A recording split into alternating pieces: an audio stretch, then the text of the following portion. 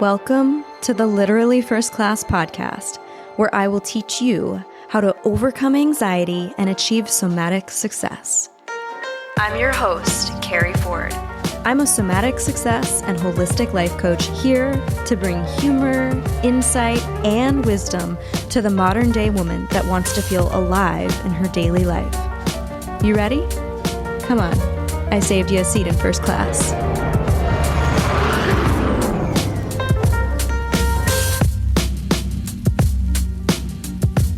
My God, how did we miss this? On the last episode, I didn't mention that I have a little pink in my hair. You may be seeing it in the reels on my literally first class. Why is that so hard to say? It's still so fucking hard to say. It's like a tongue twister. Literally first class Instagram. Jake's like, are you having a midlife crisis because you just turned 39 and you're almost 40? And I was like, no, I just am still really cool and I wanted to put pink in my hair because I can.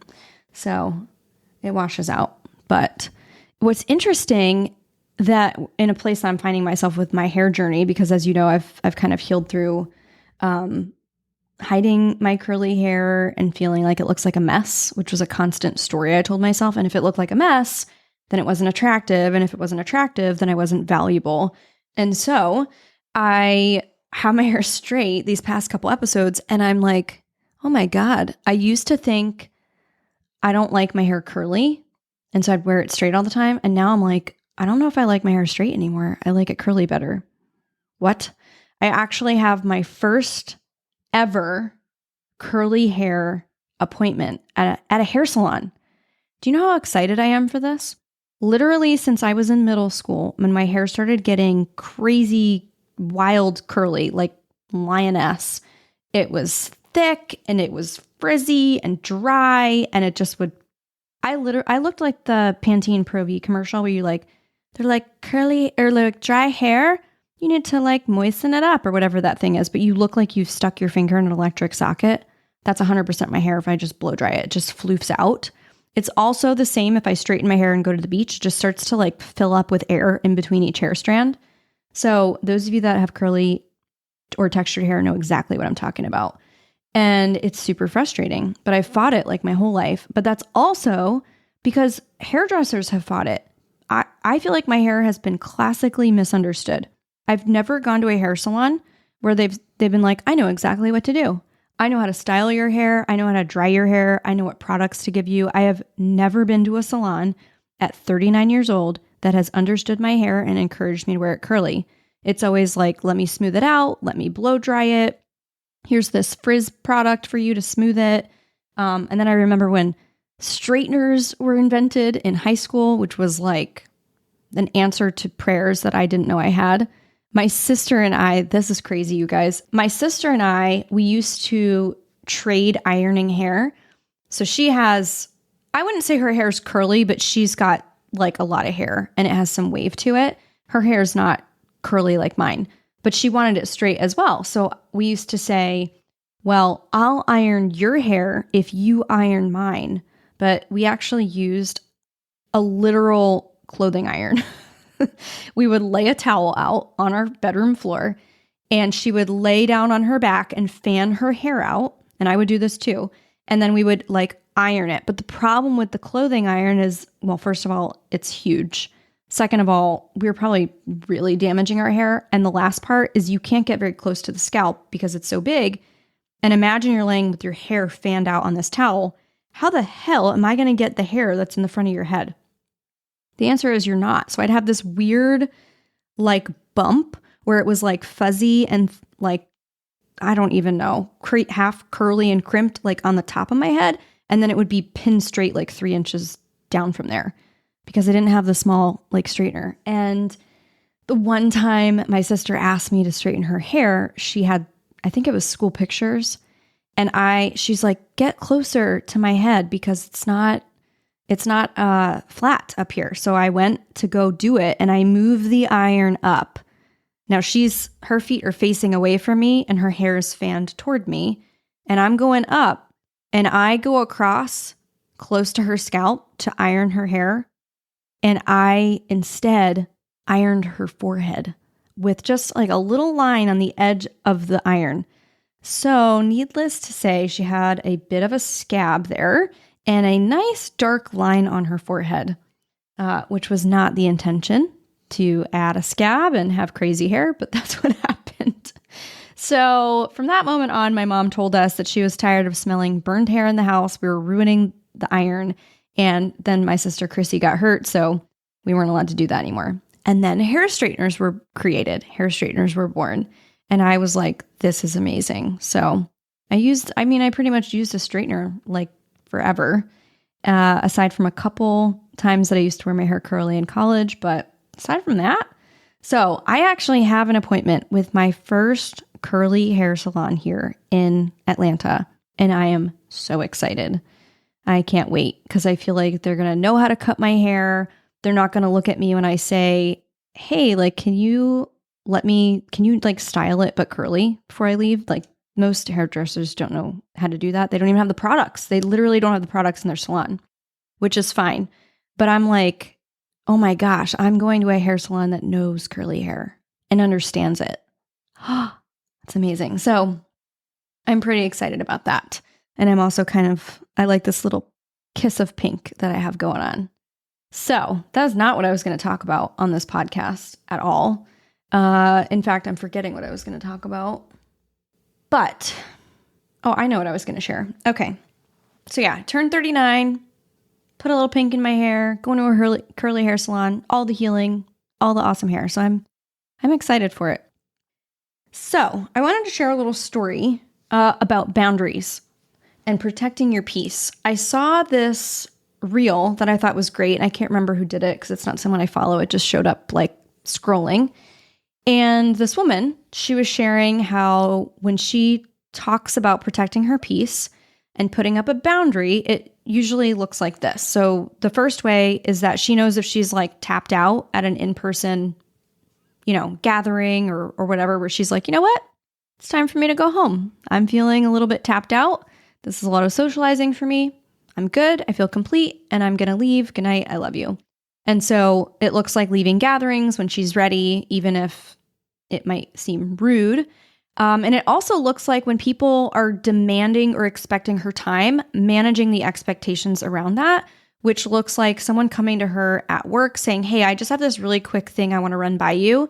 And it's 3 minutes to her leaving for the day. And she knows that it's not going to be a quick thing. So she doesn't ask the question, can this wait till tomorrow to leave the door open? She instead sets the expectation and protects her peace from a very firm but loving boundary, which looks like and sounds like this will have to wait until tomorrow, at which point we can pick it up there and we can touch base. So she manages that, right? She protects her peace. Now, some things that she said she's received as far as feedback when this happens, just by simply creating any boundary at all, is that she's rude, she's narcissistic, and she's selfish. And so I also like to manage my boundaries, protect my peace, and be very mindful of what I say yes to. And recently I had someone that had been interested in some programs and we had some dialogue back and forth. And I mean, she seems super sweet. So this is not a shit talking thing on her at all. But what was interesting was she is trying to promote something, a product, and I think she works in network marketing. And she said, hey, she sent me a message while I was on vacation. Hey, I have this 5-minute video that you have to watch. I can't wait to share it with you, something like that. And I said, hey, thank you so much for thinking of me. I'm curious, what is the video about? And then I got a response that said, never mind. And then I was blocked on everything. Like, cause I'm like, surely this is a mistake. Like the only reason I noticed is because she was in one of my groups as well on one of my public things. And so I'm like, that's odd. And I'm like, wow, she must have been really triggered. And here's the thing, you don't owe anybody your time. Someone who has an expectation that they are entitled to your time will probably be triggered by you having a boundary. And you're going to piss people off. Like people will get upset by you having a boundary. And that's okay, right? So that was all it took for me to be blocked on all the socials, like literally everything, which I was like, wow, that's crazy. Simply because I wanted to know what this video is before I commit to my time. I don't care if it's 5 minutes. I value my time. I value who I intentionally create space for. Everything I do has a method in terms of spaciousness in my schedule. For example, and I may have shared this, but I'll share it again. My days are even compartmentalized. Mondays are team building days. So those are days that I'm CEOing. I'm in the CEO role. We're doing business development, business research. I'm having meetings with my team. I'm training sales. I'm doing CEO stuff, things like on the business. Then Tuesdays are content creation days or flex days. So what this looks like week to week is that it's a day that I can have for filming. It's a day that I can record just like I'm doing right now. It's Tuesday. I'm filming my podcast. So Tuesdays are for me creating, and I don't like there to be edges to the sandbox, as I call it. So I like free reign of my whole day, because what I found was if I have a call, even at 1:00 in the afternoon on Tuesday, I will dick around all morning and procrastinate doing the thing because I have a call I'm anticipating. I like no structure on Tuesday. I want free play, full permission to just do whatever I want within that time. And whatever I feel called to do as I want to do it, I will do it. Sometimes these are also days where I'm having like connection calls or coffee chats with potential partners or collaborations or maybe a podcast interview. It really depends. And I'm also very picky about who gets on my calendar. Very picky. Then, of course, we've got Wednesdays and Thursdays, which are client fulfillment days, where I am in the seat of coach. I am coaching, I am facilitating, I'm holding group containers, I'm teaching group expert classes for other people's containers. I am in service. And so my energy is very important. I make sure I have at least 15 minutes between calls. I am not one of those people that's like, oh, gotta go. I got a back to back. That doesn't feel good in my body. I want to make sure I've got water. I've gone to the bathroom. I'm eating. And also that I am showing up as my best self, which looks like not running from call to call. And then Fridays are typically off, although those are flex days too. Again, for more other things like it could be a sales call, like an interview with somebody that wants to work with me. It could be just answering emails and doing some work around that stuff. It could be more content creation. It might be a travel day. If I'm traveling, it might just be an off day with personal errands. I mean, it's really just open with no structure. So I like 2 play days a week. And again, who is on my calendar it's very selective. Here's why. I have 5 email addresses. I have about 5 people that work for me. I've got 2 Slack channels or 2 platforms on Slack with like 8 different channels just for my company. And now you've got all these inboxes with social media. I mean, I don't even manage all of it. There's no way I could, and I don't want to.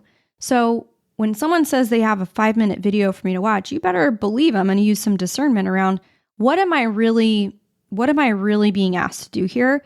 Because I want to get clear on what I'm stepping into. And if that's all it takes to piss somebody off, well, I would invite them to look at what that's bringing up in them, right? So it's just interesting how boundaries can really upset people when you love yourself enough to have them. So I hope that's helpful for you in empowering you to have boundaries, but also giving you a couple speakable examples on how you can do that.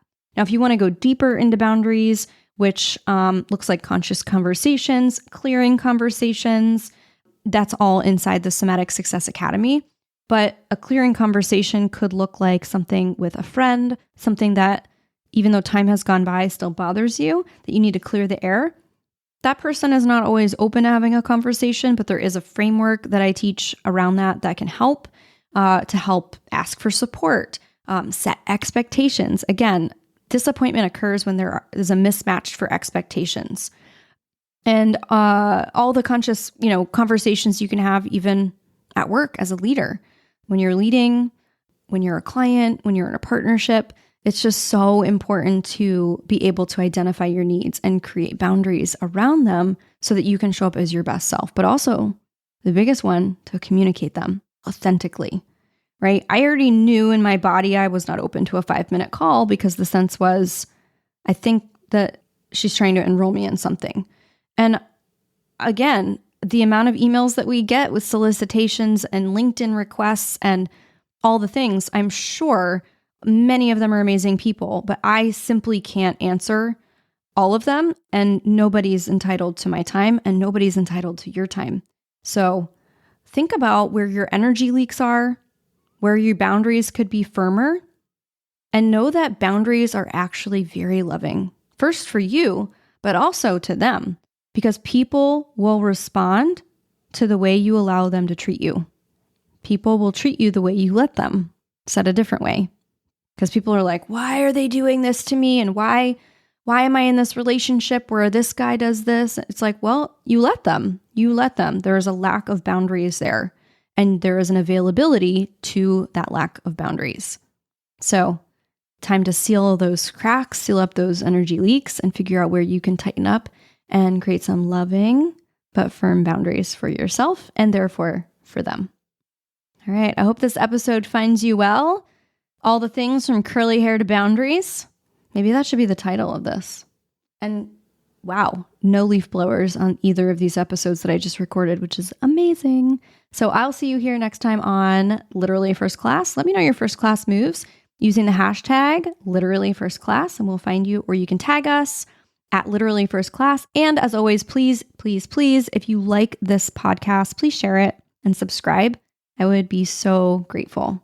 All right, have an awesome day, and I'll see you here on the next episode. I hope you enjoyed your flight, and I'll see you on board again soon. Seriously though, thanks for listening. If you're ready to take this work deeper and upgrade your mind, I want to invite you to join us inside my Millionaire Mindset program. This is where you'll start using my guided meditations to help you overcome anxiety and experience even more abundance.